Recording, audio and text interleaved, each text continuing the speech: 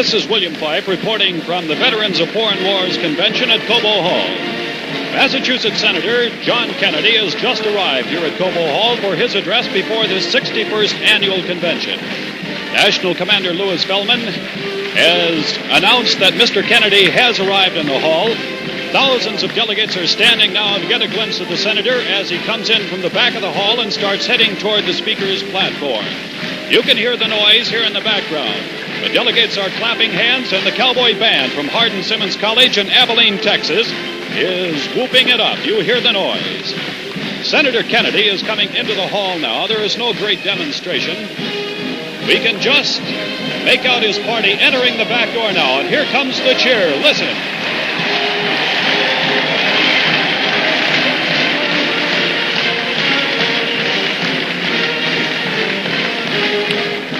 Senator Kennedy arrived here in Detroit last night, actually early this morning at 12:30 at City Airport. He flew in his own plane. He was met at the airport by Governor G. Menon Williams and Lieutenant Governor John Swainson, VFW National Commander Louis Feldman, plus scores of other VFW delegates. Here comes Senator Kennedy down the main aisle now. He's being escorted to the Speaker's platform where he'll deliver a major address today. After the senator's speech today, he'll go directly back to Detroit City Airport. From there, board his plane and fly to Washington. A virtual stream of white-helmeted VFW members are leading Senator Kennedy down the main aisle now. All the delegates are standing on their chairs to applaud and to catch a glimpse. Unofficial reports indicate that the crowd here today is slightly smaller than the crowd that turned out for the speech of Vice President Richard Nixon. Mr. Kennedy is now nearing the Speaker's platform. Governor Williams is with him. Lieutenant Governor John Swainson is there, and other party leaders from the state of Michigan. A number of Michigan's Democrats are off in Grand Rapids for the opening of their state convention, which opens in Grand Rapids tonight. And now Mr. Kennedy is being greeted by National Commander Louis Feldman. They are at the platform.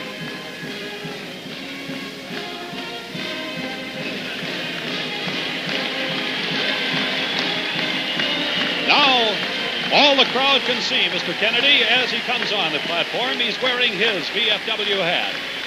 He shakes hands with the chaplain, with Commander Feldman, and nears the Speaker's platform.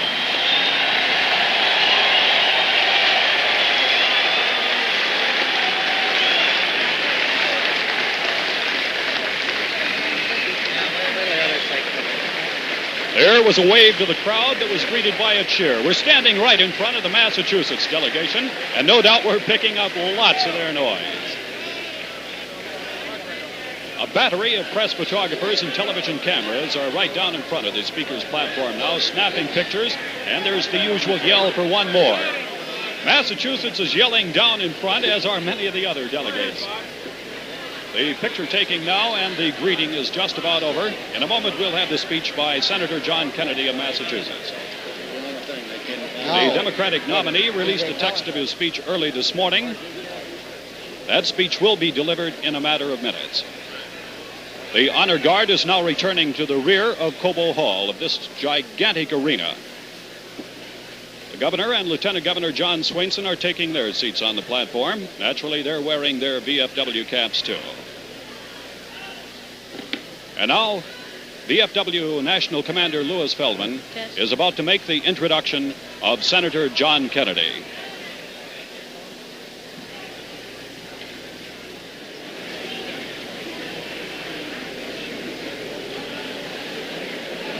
The introduction of Senator Kennedy is being delayed by, as we told you earlier, a battery of press photographers and quite a group of VFW members who are here with their own cameras trying to snap the picture of Senator John Kennedy. National Commander Feldman has been to the Speaker's stand at least 4 times now to start his introduction. Each time he's been delayed. Now he has stepped away from the microphones to have his picture taken with Mr. Kennedy, Michigan's Governor G. Menon Williams, and Lieutenant Governor John Swainson.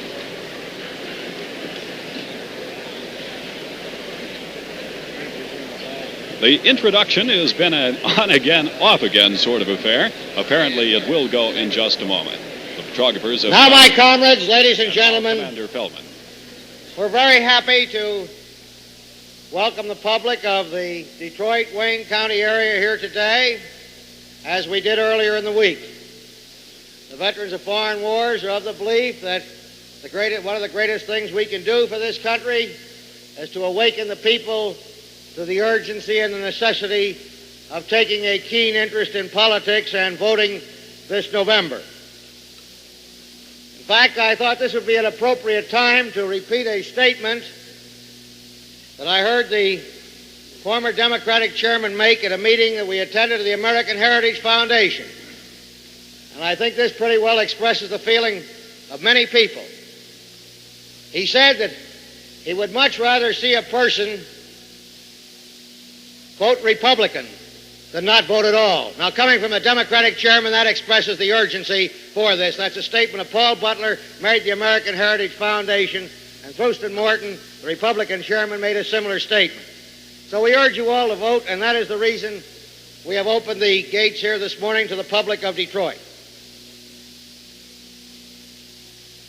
The veterans of foreign wars are always very proud and happy to receive a distinguished guest. And we're always particularly proud and happy when that distinguished guest is a member of our organization. Your guest this morning fits in that category, for he was the first commander of Lieutenant Joseph Kennedy, Jr. Post 5880 of Boston, Massachusetts, named after his brother who was killed in the war.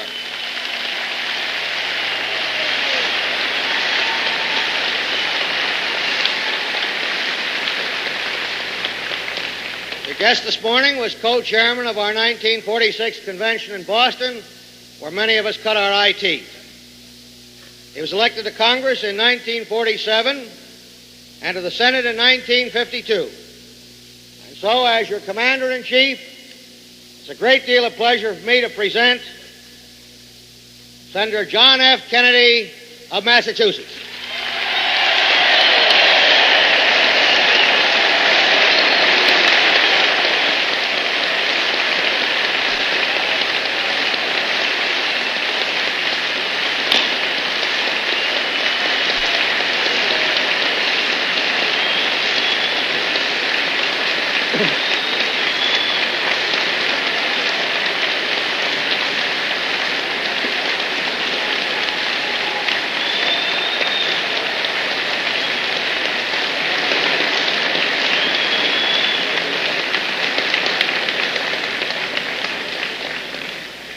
Commander, Governor Williams, Commander, Vice Commander Canal, distinguished guests, ladies and gentlemen, I am proud to be here today. I'm proud to be here as a past commander of a Veterans of Foreign Wars post named after my late brother.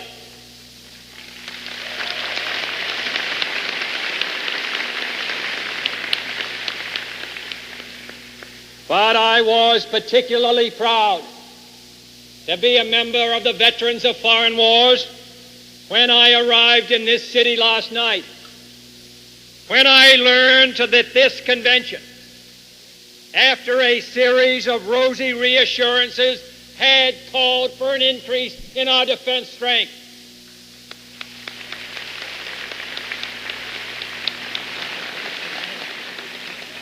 That resolution showed resolution, and it showed courage, and it makes me proud to be a member.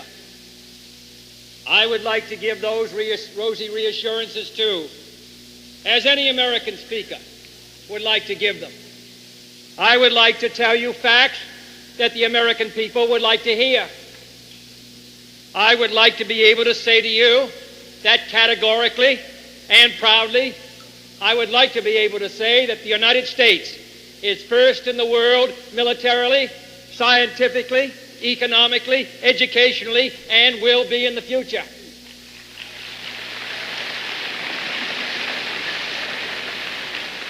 But I cannot make that speech.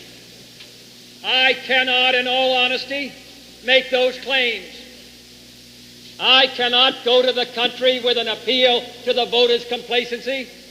That is not the function of any American. My appeal is to their duty. And it is refreshing to know that by your resolution, you responded to the appeal, as you have in years past, the appeal of our country.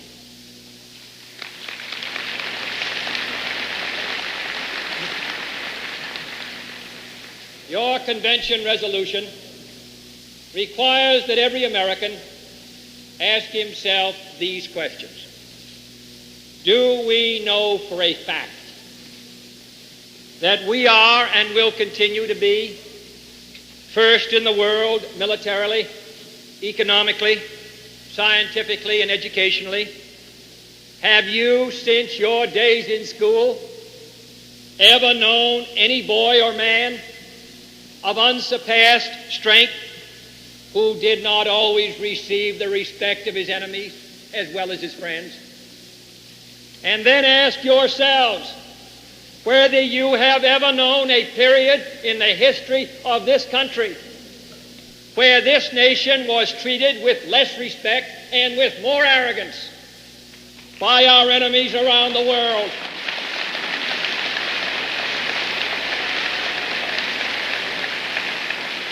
And regarded with such doubt by our friends. I received this summer a letter from a woman who has spent her life in Africa.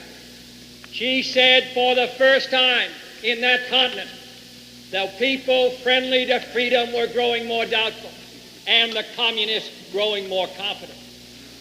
Possibly the days preceding the War of 1812 were a precedent when the French and the British halted our ships and seized our people, much as the Russians seized the crew of the American RB-47 downed in East Germany.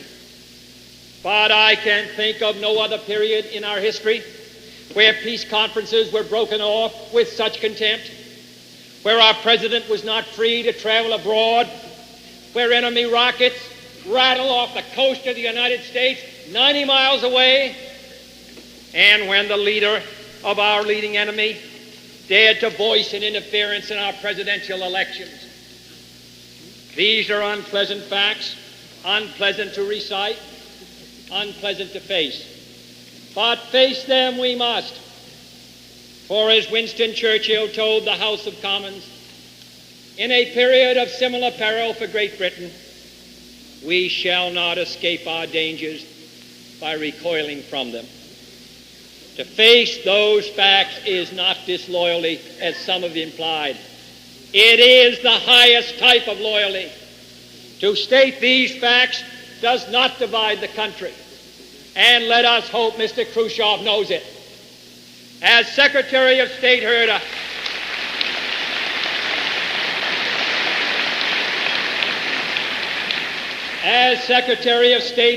told him some weeks ago, Mr. Khrushchev, do not be deceived. We are a united country. We are not divided in our views on communism.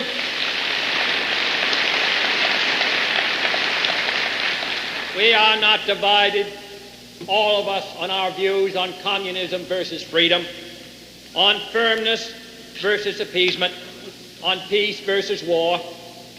These are not at issue in this campaign.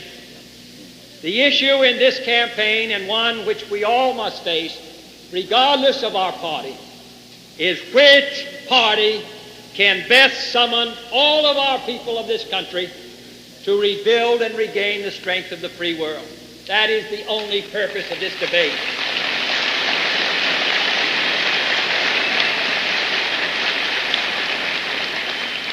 As veterans, we don't ask this nation to constantly look back on our service, on our deeds of sacrifice.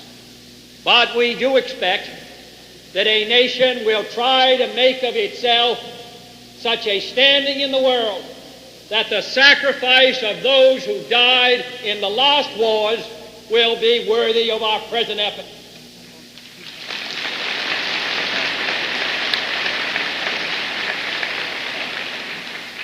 We are still the strongest power in the world today. But communist power has been and is growing faster than our own at a greater rate of growth.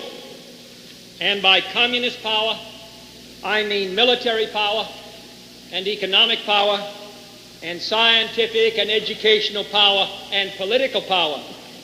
They are moving faster than we are.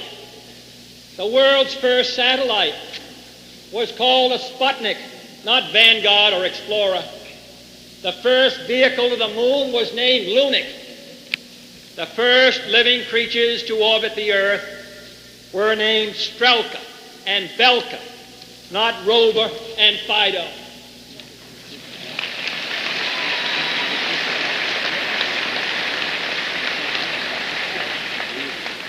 Now let me make it clear that I believe there can be only one defense policy for the United States, and that is summed up in the word first.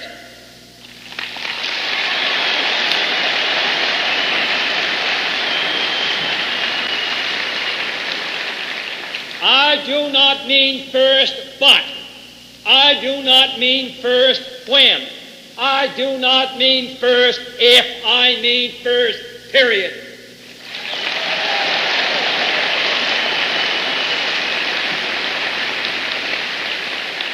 I mean first in military power across the board. Only then can we stop the next war before it starts. Only then can we prevent war by preparing for it. Let us always remember that Mr. Khrushchev is not going to be impressed with words.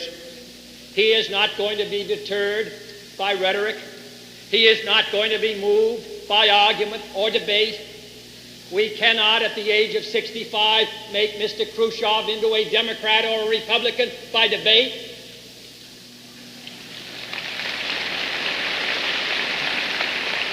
Mr. Khrushchev respects only one thing, and that is power.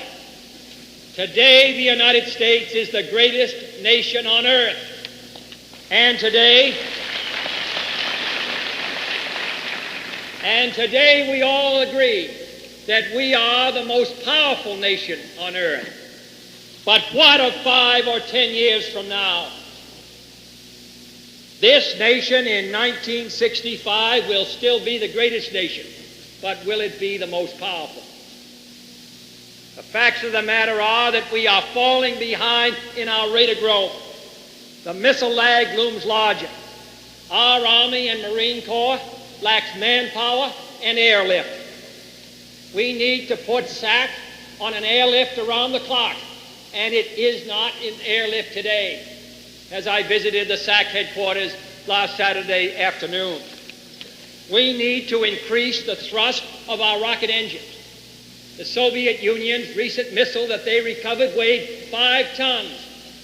And until we get a powerful rocket engine, second to none, we are going to be second in space with all of the significance which space is going to have.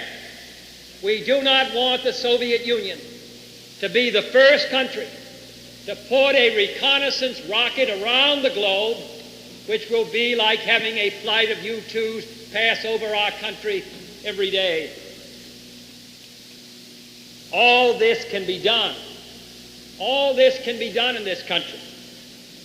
But let us put an end to this policy of deciding our fiscal requirements and then deciding what we can spend on defense. Let our danger decide our fiscal requirements and then fit our fiscal requirements to meet them.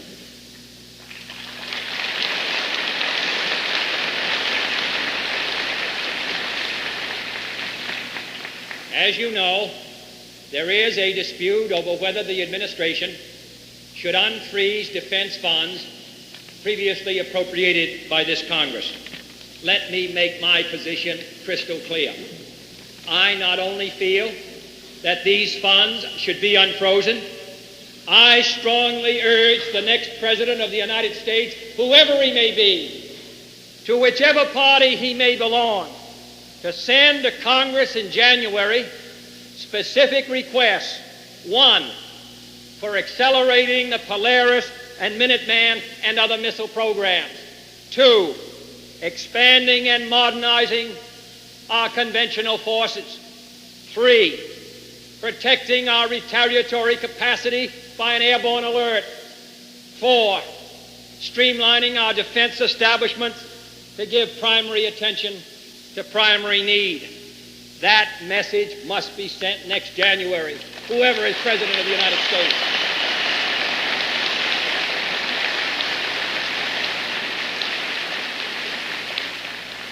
This convention is no different, in my opinion, though its experience may have been different than any other group of Americans. There isn't anyone in this country who would not do anything to preserve this country's freedom. We are willing to bear the burden.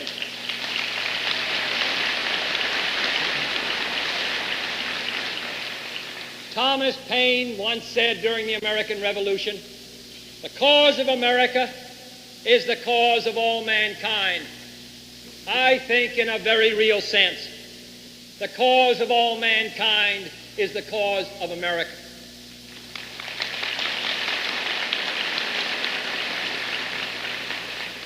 I do not want it said of us that in our years of responsibility, when the veterans of the Second World War had been out of the service for 15 years, and of the First World War for 45 years, or 43 years, and of the Korean War for 7 years, with all of the 20 million Americans who once bore arms in defense of their country, I do not want it said in our time that in our generation, our country began to slip behind. I don't want historians to write in 1970 or 75 that it was in these years that communist power began to spread, that the communist balance of power began to shift in their direction. I want it said that these were the years when freedom stood up and when the United States, as the head of the free nations, bore its burdens, bore its responsibilities, and ensured the survival of freedom. Have we ever had a greater chance?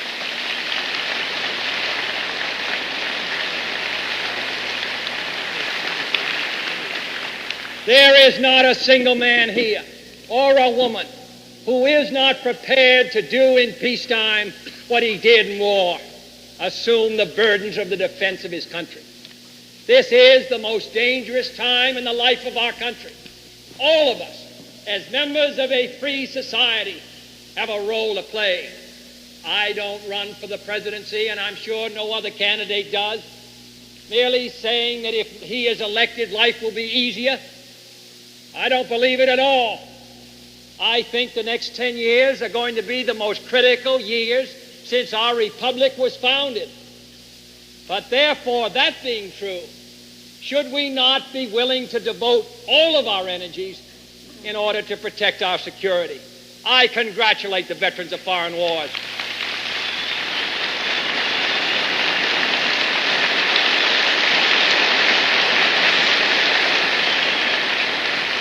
Because in your resolution, you faced up in the way that you could to the problem that your country faced. During the Korean War, a young American was called out of the ranks by his Chinese captors. And they said to him, "What do you think of General George C. Marshall?" He said, "I think General Marshall is a great American. He was hit by the butt of a rifle and sent to the ground." And they picked him up and said, "What do you think of General George C. Marshall now?" He said, "I think General Marshall is a great American." This time there was no rifle butt, because in their own way, they had classified him and determined upon his courage. I think as individuals and as members of the greatest country on earth, we too are going to be called out of the ranks. And we too in the 1960s must give the same affirmative answer.